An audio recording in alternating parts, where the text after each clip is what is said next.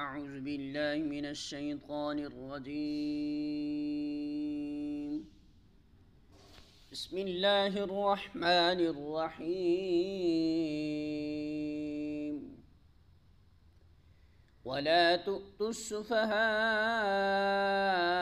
أموالكم التي جعل الله لكم قياما وارزقوهم فيها واكسوهم وقولوا لهم قولا معروفا۔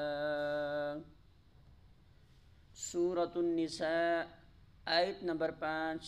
ترجمہ: اور اپنے وہ مال جنہیں اللہ نے تمہارے لیے قیام زندگی کا ذریعہ بنایا ہے نادان لوگوں کی حوالہ نہ کرو، البتہ انہیں کھانے اور پہننے کے لیے دو اور انہیں نیک ہدایت کرو۔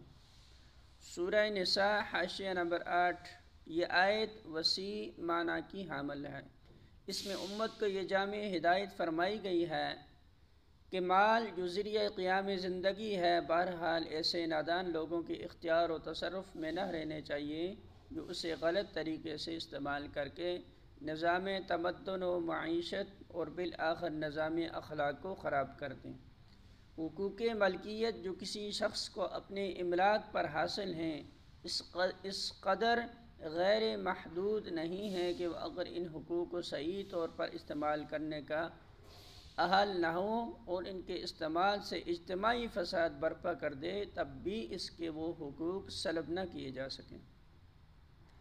جہاں تک آدمی کی ضروریات زندگی کا تعلق ہے وہ تو ضرور پوری ہونی چاہیے، لیکن جہاں تک حقوق مالکانہ کی آزادانہ استعمال کا تعلق ہے اس پر یہ بھی پابندی عائد ہونی چاہیے کہ استعمال اخلاق و تمدن اور اجتماعی معیشت کے لیے صریحاً مضر نہ ہو۔